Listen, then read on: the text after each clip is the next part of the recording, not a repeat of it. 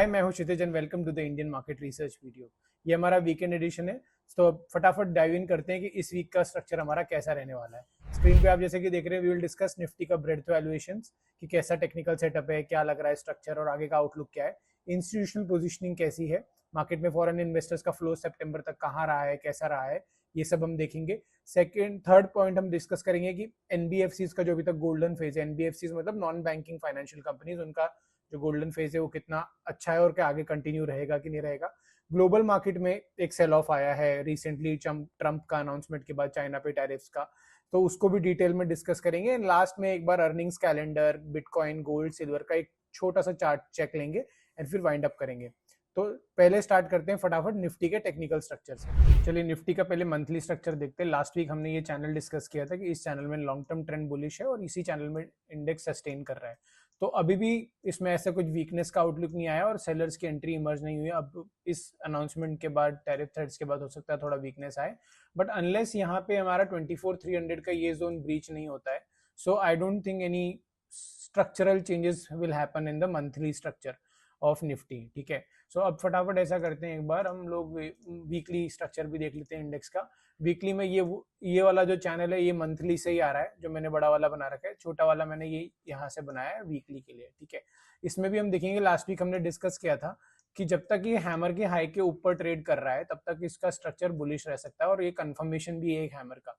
ठीक है, और 21 ईएमए वीकली 21 ईएमए से रिबाउंड है, तो यहाँ भी हम देखेंगे तो ये जोन अभी सपोर्ट की तरह ही काम कर रहा है, विच इज 24,500 का जोन जो ये है हैमर का लो, और 24,900 के आसपास का। ठीक है, रेजिस्टेंस इमीडिएट ये वाला हाई है विच इज अराउंड 25,600 और समथिंग। तो इसी रेंज में इंडेक्स है और जब तक इस लो को ये ब्रीच नहीं करता है और हाई के हैमर के हाई के नीचे की क्लोजिंग नहीं आती है, तब तक स्ट्रक्चर में ना अभी तक कुछ चेंज नहीं हुआ है। So structure remains the same.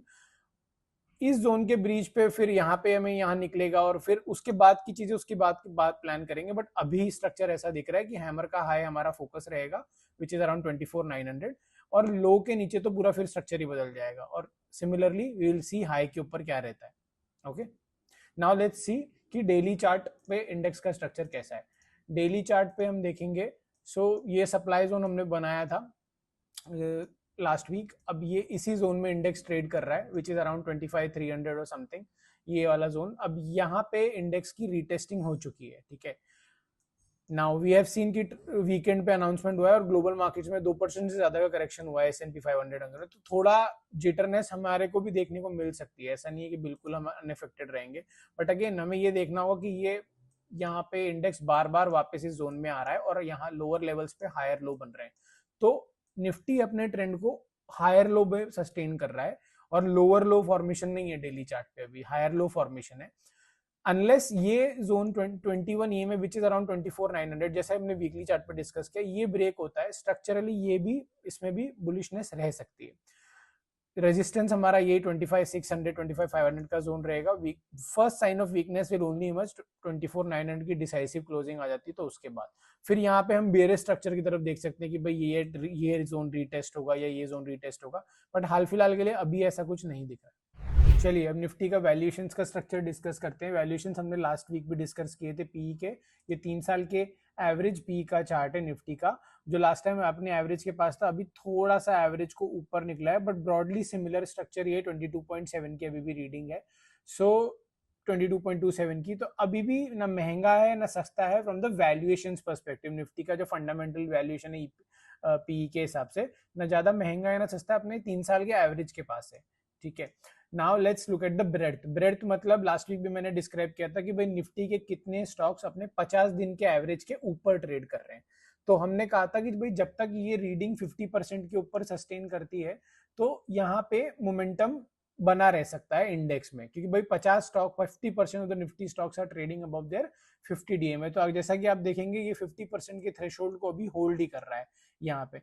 सो जब तक ये इसके नीचे स्लिप नहीं होता तब तक ब्रेड्थ एनालिसिस के हिसाब से ये स्ट्रक्चर पॉजिटिव रह सकता है। ठीक है, now let's move on to the options chart. Options chart देखेंगे तो अक्टूबर सीरीज के लिए लास्ट वीक हमने देखा था कि भाई 25,000 पे सिग्निफिकेंट कॉल और पुट राइटर थे, तो हमारा ये व्यू था कि भाई 25,000 को बेस बना के काम किया जा रहा है अभी। ठीक है, बट इस वीक बुलिश मोमेंटम बढ़ा है तो स्ट्रक्चर में थोड़े चेंजेस आए हैं।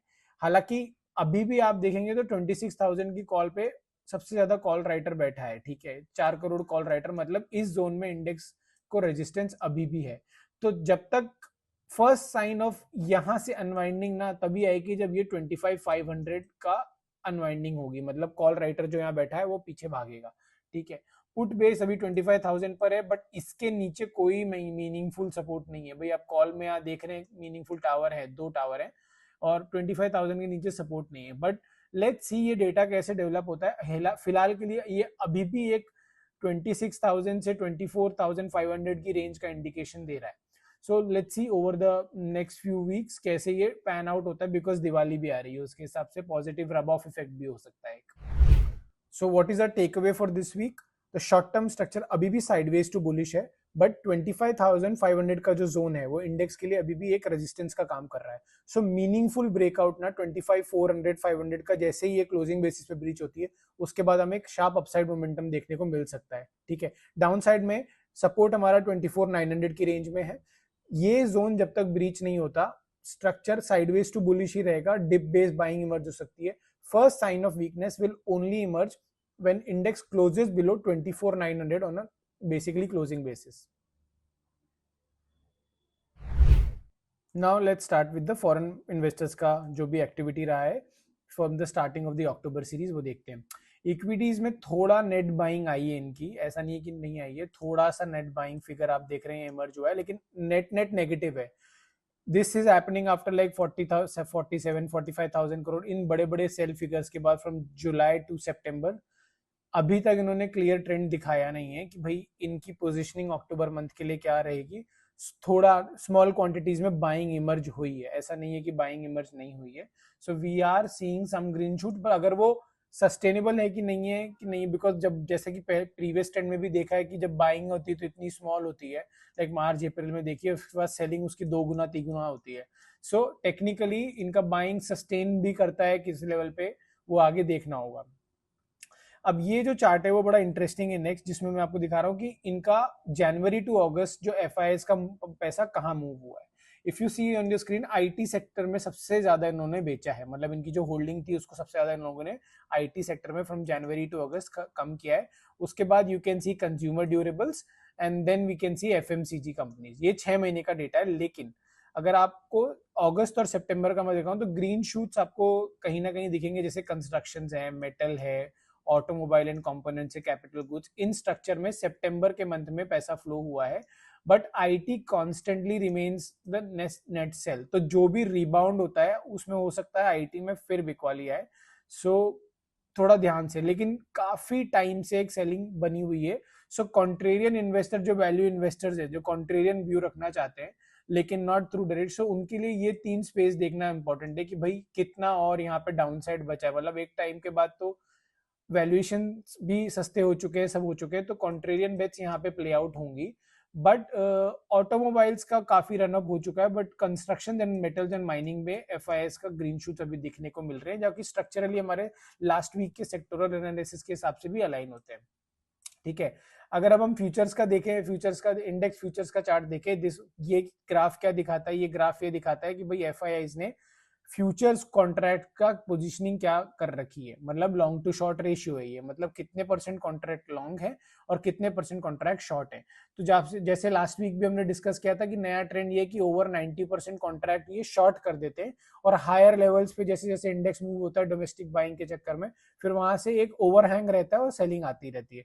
सो अपसाइड कैप हो जाती है, लेकिन डोमेस्टिक बाइंग की वजह से डाउन साइड भी इतनी कैप्ड है। सो टेक्निकली उससे इंट्राडे वॉलेटिलिटी और वॉलेटिलिटी बढ़ जाती है। सो अभी भी ये 90% तक ही अपने लॉन्ग टू शॉर्ट रेशियो को मेंटेन करके रखे हुए हैं। तो ये ही एक ओवरहैंग है जो या तो यहाँ से शॉर्ट कवरिंग होगी, ये सारे शॉर्ट्स कवर करें धीरे धीरे करके, फिर इंडेक्स को हायर मूव करने की प्रोबेबिलिटी बढ़ जाती है। तो फ्यूचर्स के चार्ट के हिसाब से इनकी पोजिशनिंग में अभी उतनी सिग्निफिकेंट अनवाइंडिंग देखने को नहीं मिली है, but anything can happen. So let's monitor this data closely.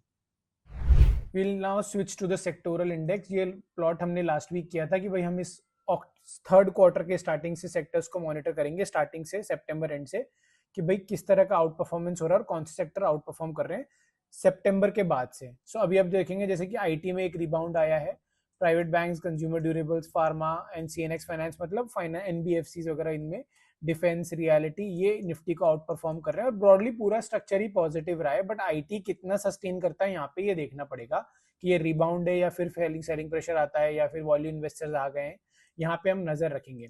Now let's move on to the very critical story of this week, जो हम डिस्कस कर रहे थे कि भाई एनबीएफसीज में क्या गोल्डन फेज खत्म हो गया है या फिर चलेगा।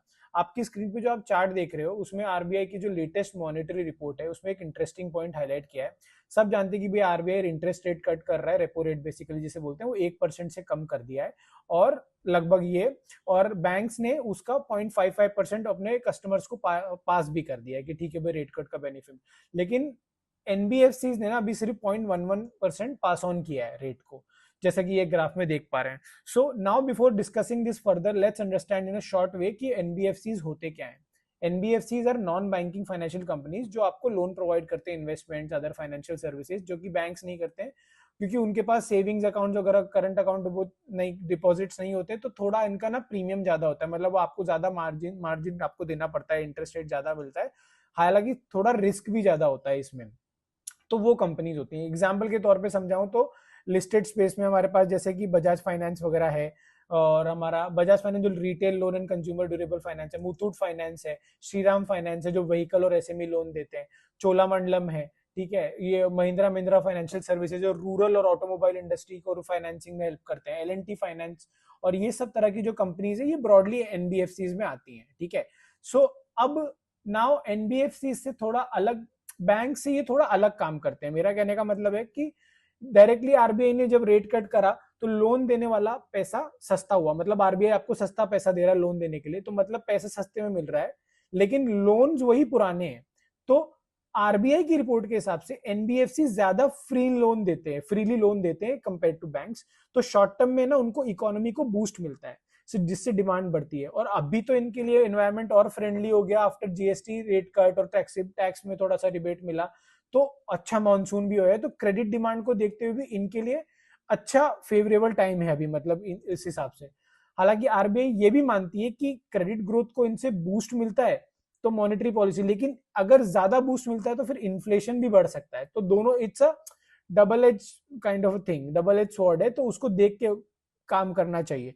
सो जैसा कि मैंने डिस्कस किया लिस्टेड स्पेस में ये सब एनबीएफसीज हैं जो हमने डिस्कस करी हैं। उसके बाद प्राइवेट बैंक्स के लिए भी ये हो सकता है, बैंक्स को भी इससे काफी फायदा होगा, ऐसा नहीं है कि नहीं होगा। बैंक्स को भी लोन, अगर आप जीएसटी कंजम्पशन का देखेंगे तो आप जिस भी चीज को बाय करने जाएंगे उसको या तो ईएमआई पे करेंगे या कुछ करेंगे, तो अल्टीमेटली मेन बेनिफिक्टरी लॉन्ग टर्म के लिए फिर उसकी एसेसरीज भी बाय करते हैं, उसका इंश्योरेंस भी बाय करते हैं, तो अल्टीमेटली बहुत सारा टेलबिल्ट हो जाता है एनबीएफसी सेक्टर के लिए।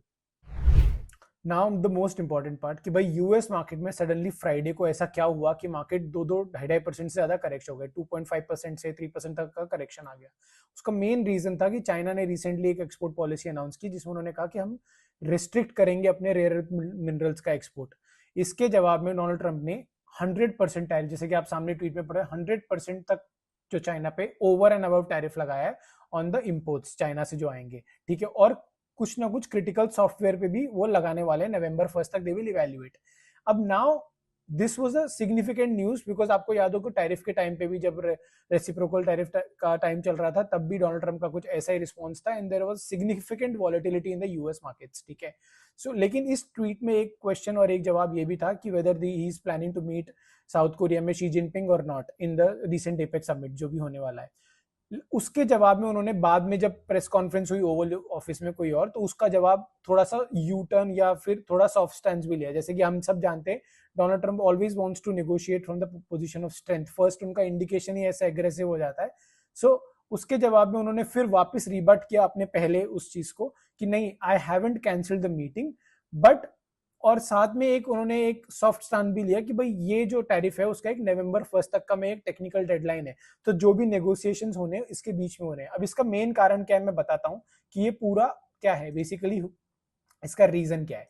ये देखिए 100% अनाउंसमेंट हुआ है, और हमें भी पता है कि भाई चाइना के पास सबसे ज्यादा 70% ग्लोबल माइनिंग एंड 90% प्रोसेसिंग का उनके पास पूरा है, रेयर अर्थ मिनरल का जो भी सामान है, ठीक है। ये हो क्या रहा है, I this is what I believe, this is just an like apex summit के पहले एक मसल फ्लेक्सिंग हो रही है। दोनों पार्टीज अपना स्टेक बढ़ा रही हैं कि भाई कैसे कैसे होगा। चाइना ने पहले चाइना का इतना लाउड नहीं होता है, बट उन्होंने very cleverly they started some restrictions on their exports and Trump ने उसका रिटेलिटरी टैरिफ डाल दिया है। अब नवंबर 1 तक के लिए ये वॉलेटिलिटी बनी रह सकती है सिग्निफिकेंट, कि भाई क्या कौन मसल पहले किस तरह से कोई बेंड करता है या समिट के दौरान क्या होता है। इसका जो मेन इंपैक्ट मुझे सबसे ज्यादा देखने को मिला वो था कि भाई यूएस मार्केट में सडन करेक्शन है। इसका एक रीजन और है, थोड़े दिन पहले इस अनाउंसमेंट के थोड़े दिन पहले अगर आप S&P 500 का प्राइस एक्शन देखें जो मैं चार्ट पे दिखाऊंगा, उसमें बहुत सिग्निफिकेंट गैप अप होते थे, थोड़े बहुत गैप अप होते थे पर सोल्ड हो जाते थे।